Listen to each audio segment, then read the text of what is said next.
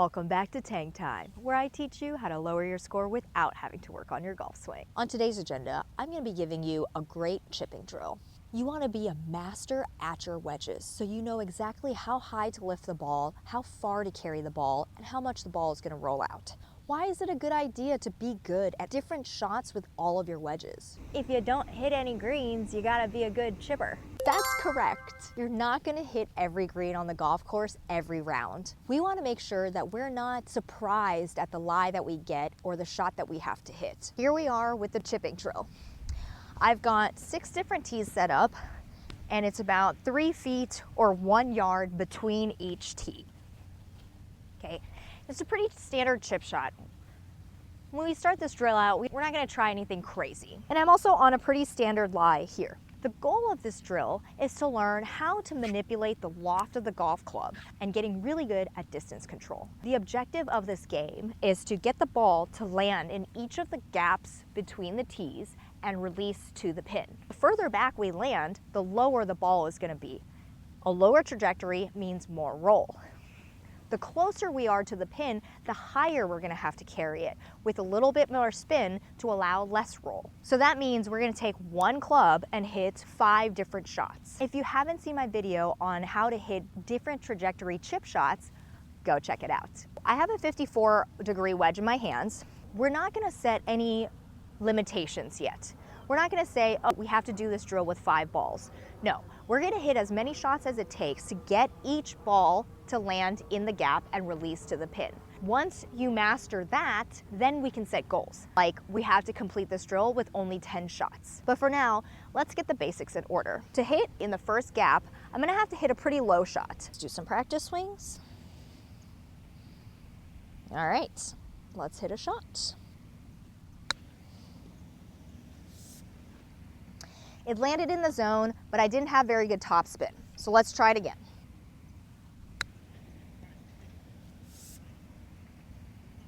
That was a little better. Let's try again.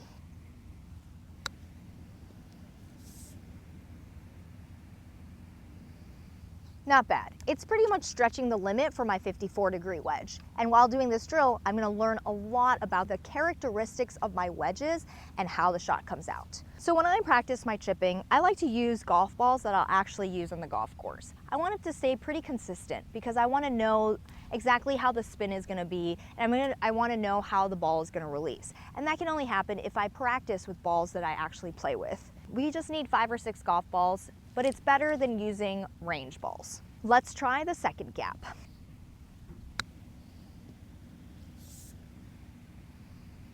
It's pretty good. This second gap is going to be the sweet spot for this 54-degree wedge.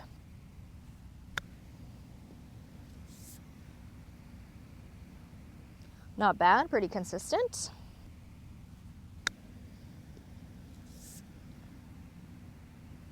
And we'll do that until you're comfortable and able to land in that spot with the same trajectory every time.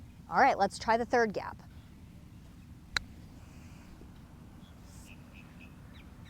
Checked up a little too much there, so let's de-loft it a little bit more.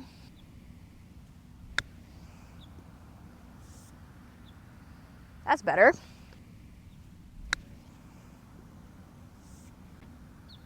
Ooh, roll good.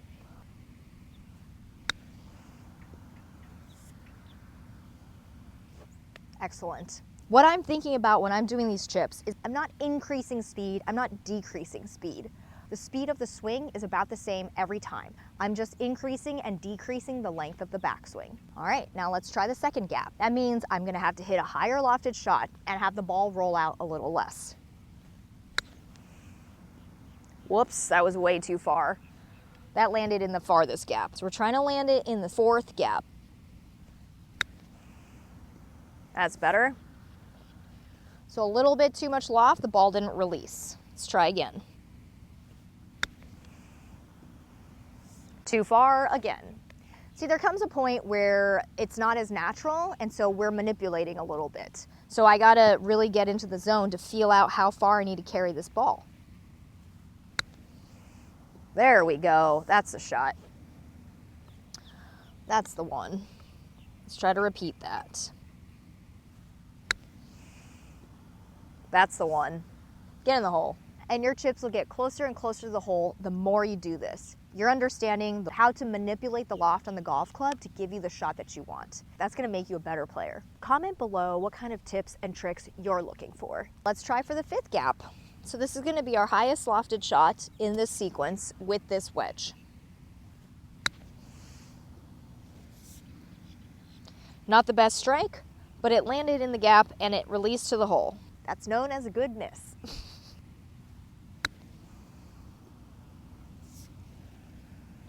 That was very solid.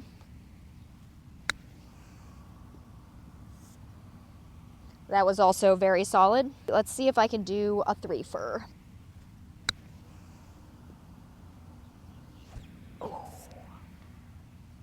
That's how you get consistent at chipping. So the first gap was on the cusp of being too far from a 54-degree wedge. I had to over manipulate it to get it to the hole. So let's take the 50-degree wedge and try to hit the first gap and see if that makes it easier. That was not a good shot.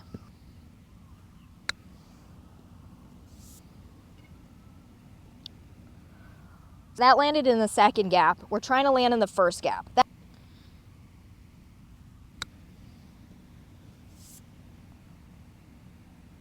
Not bad. And this is what it takes to feel out your distance control. All right, that's the one.